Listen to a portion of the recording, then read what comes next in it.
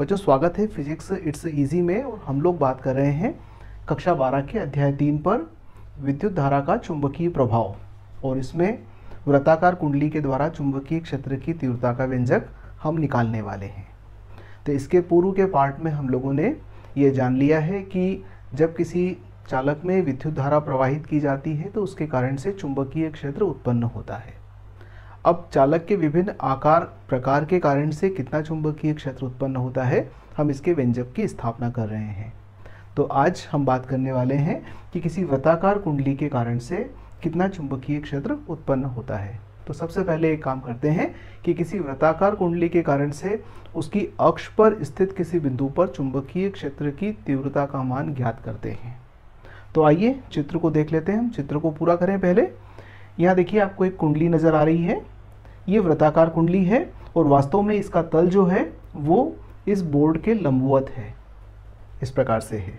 तो ये एक वृत्ताकार कुंडली है, इसमें विद्युत धारा प्रवाहित हो रही है। प्रवाहित विद्युत धारा माना कि I है। कुंडली का केंद्र O है और कुंडली की त्रिज्या स्मॉल a है।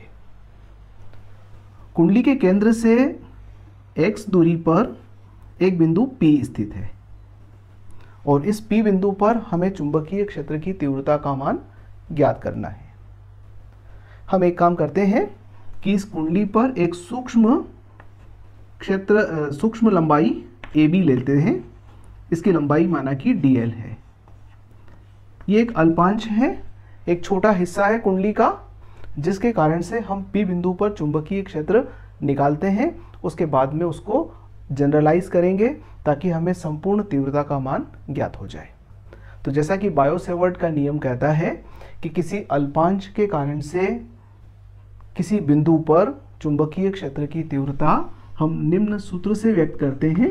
dB बराबर μ0/4 पाई I dl sin थीटा बटे r वर्ग। I कुंडली में प्रवाहित धारा है, dl इस अल्पांश की लंबाई है, थीटा इस अल्पांश और मिलाने वाली रेखा के मध्य बनने वाला कोण है और r अल्पांश से P बिंदु की दूरी है, अर्थात ये वाली दूरी है, ये दूरी r है। यहां पर देखिए कुंडली का जो तल है वो इस प्रकार से लंबवत है और मिलाने वाली रेखा ये है। तो यदि हम ऊपर से देखेंगे तो इन दोनों के मध्य 90 डिग्री का कोण नजर आएगा। तो इस प्रकार से ये थीटा का मान हो जाता है 90 डिग्री। तो यहाँ पर थीटा बराबर 90 डिग्री है प्रत्येक स्थिति में। अतः dB बराबर हो जाएगा μ0/4 पाई I dl बटे r वर्ग, क्योंकि साइन 90 का मान 1 होता है। अब 1 का गुणा करने की आवश्यकता नहीं है। तो ये इस अल्पांश के कारण से बिंदु P पर तीव्रता हुई। अब देखिएगा कि इस dB की दिशा क्या होगी। तो जैसा कि हम लोगों ने देखा है कि जो dB की दिशा होगी वह इस तल में स्थित होगी और मिलाने वाली रेखा के लंबवत होगी। इसके लिए कई सारे रूल हैं। सबसे अच्छा हम इस राइट हैंड थंब रूल की बात करते हैं।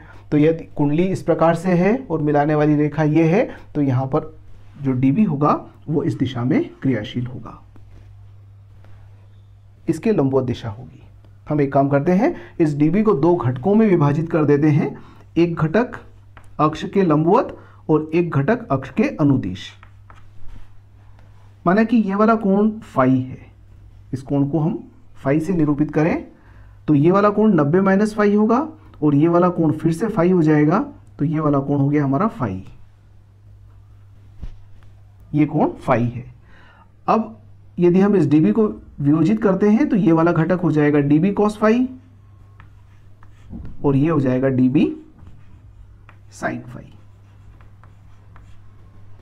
इस dB को दो घटकों में विभाजित कर दिया। dB cos फाई, क्योंकि ये कोण थीटा है इसलिए ये dB cos फाई हुआ, और ये dB sin फाई क्योंकि ये कोण से लंबवत है। अब एक काम करते हैं कि ये जो घटक हमने लिया था इसको A1 B1 नाम दे दें तो ज़्यादा अच्छा रहेगा। हम इसके विपरीत दिशा में एक अल्पांश लेते हैं A2 B2। ये बिल्कुल विपरीत दिशा में है, सामने है। ये अक्ष के ऊपर है तो ये अक्ष के नीचे है। तो देखिए जो स्थितियां यहाँ थी वही स्थितियां इसके लिए भी रहेंगी। ये दूरी r रहेगी, ये कोण फाई रहेगा। तो यहाँ पर भी जो चुंबकीय क्षेत्र उत्पन्न होगा dB वो नीचे की ओर होगा और इस प्रकार से क्रियाशील होगा। हम इस dB को भी दो घटकों में विभाजित करते हैं। एक होता है dB cos फाई और दूसरा dB sin फाई।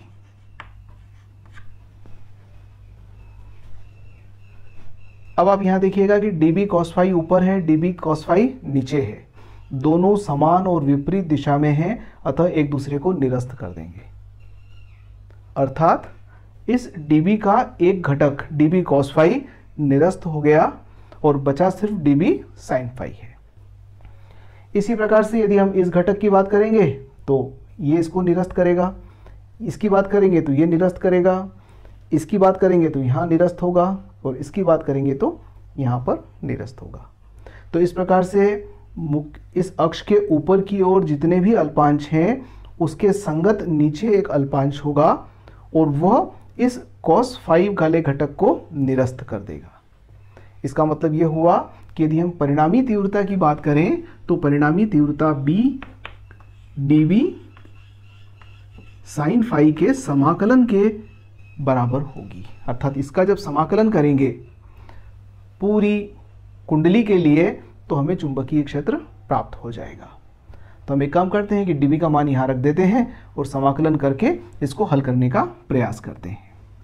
तो B बराबर जो नियतांक हैं उन्हें बाहर लीजिएगा, तो μ0/4 पाई I/r²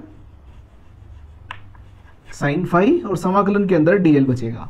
आप देखिएगा कि ये फाई भी नियत है। किसी भी अल्पांश के लिए यदि मिलाने वाली रेखा होगी तो वो यहाँ फाई कोण ही बनाएगी। तो b बराबर μ0/4 पाई I/r² sin फाई और समाकलन हो गया dl। हम यहाँ लिख देते हैं। तो b बराबर क्या हो जाएगा, μ0/4 पाई I/r² sin फाई।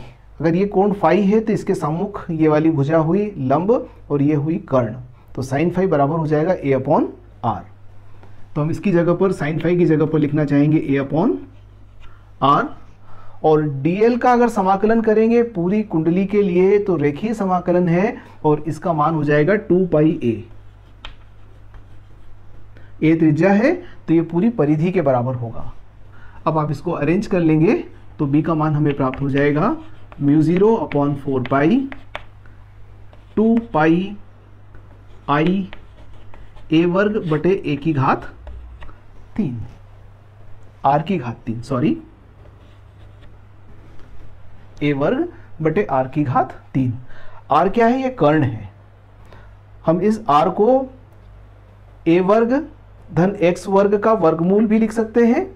तो यहाँ पर इस r को रिप्लेस कर दें तो अब हमारी नई समीकरण बन जाएगी b बराबर μ0/4 पाई 2 पाई I/a² बटे x² प्लस a² की घात 3/2। इस r की जगह पर हमने x² प्लस a² की घात 1/2 लिखा और ये घात 3 लगा दी, तो ये b का मान आ गया।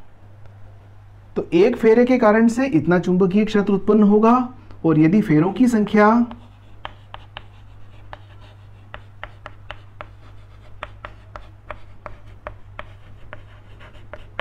n हो तो फिर हम लिखेंगे b बराबर μ0/4 पाई 2 पाई NI/a² बटे x² धन a² की घात 3/2। ये किसी कुंडली के कारण से अक्ष पर स्थित बिंदु पर चुंबकीय क्षेत्र की तीव्रता का व्यंजक हुआ। x दूरी पर स्थित बिंदु P पर इतना चुंबकीय क्षेत्र होगा। एक कंडीशन कर लेते हैं कि यदि x बराबर 0 हो, अब x बराबर 0 कहाँ होगा, तो P बिंदु हमारा बिंदु O पर आ जाएगा। इसका मतलब हम इस कुंडली के केंद्र पर चुंबकीय क्षेत्र की तीव्रता निकाल सकते हैं।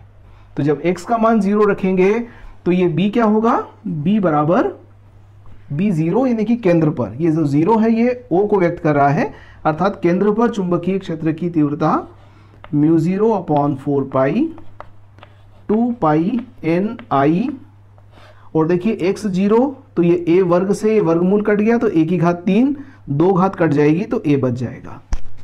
या फिर आप लिख सकते हैं कि बिंदु O पर तीव्रता म्यू जीरो, काट दीजिएगा 2 पाई से 4 पाई को, तो म्यू जीरो एन आई बटे 2a के बराबर होगी।